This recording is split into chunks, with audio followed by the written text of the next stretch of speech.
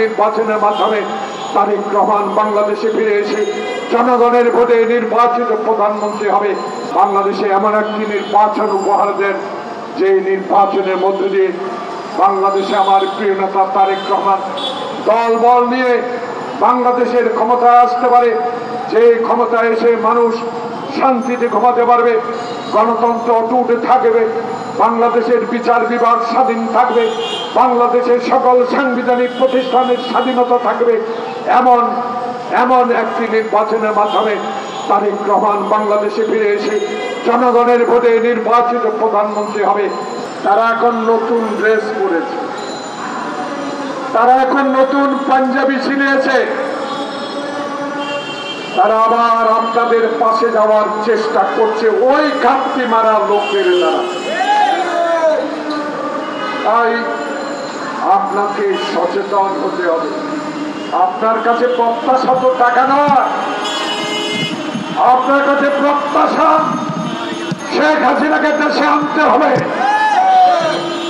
শেখ হাসিনা যে অবিচার করেছে, বিচার বিভাগকে ধ্বংস করে দিয়েছে, যেই দুইজন তারেক রহমানকে সাজা দিয়েছে বিনা কারণে, খালেদা জিয়াকে সাজা দিয়েছে, মহল তবিয়ত এখনো আছে হাইকোর্টে। প্রিয় ভাইয়েরা, জনগণ বলা শুরু করেছে, আমার কথা নয়, সত্যি কথাগুলো মানুষ বলা শুরু করেছে। কারণ এখন সাহস বেড়েছে, এখন হাসিনা নাই, এখন কথায় কথা হারুন নাই, বিপ্লব নাই, মেহেদী নাই। এখন বাংলাদেশে স্বরাষ্ট্র উপদেষ্টা আপনার অধীনে সৎ ব্যক্তিরা আছে।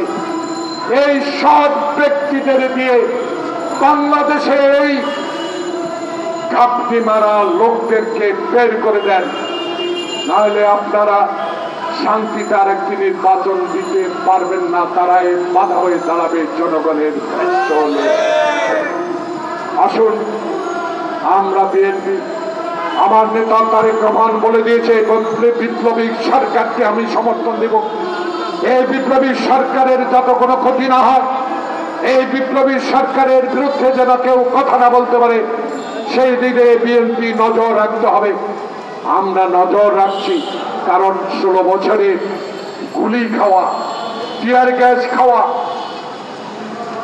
শটগানের গুলি খাওয়া লোক আমরা ভয় পাই না।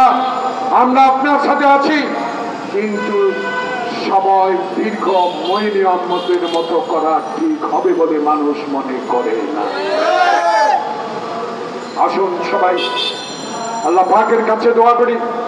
আল্লাহ পাক ডক্টর ইউনূস যেরকম ভাবে পৃথিবীর ইতিহাসে বাংলাদেশের ইতিহাস সৃষ্টি করেছে, এই বিপ্লবী ছাত্র সমাজের আন্দোলনে এই বিপ্লবী সরকারের প্রধান ডক্টর ইউনূসের জন্য দোয়া করি।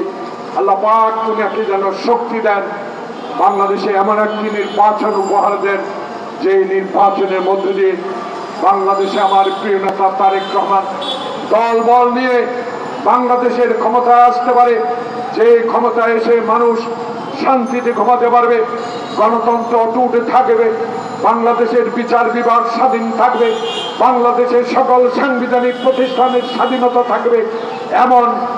এমন একটি নির্বাচনের মাধ্যমে তারেক রহমান বাংলাদেশে ফিরে এসে জনগণের ভোটে নির্বাচিত প্রধানমন্ত্রী হবে।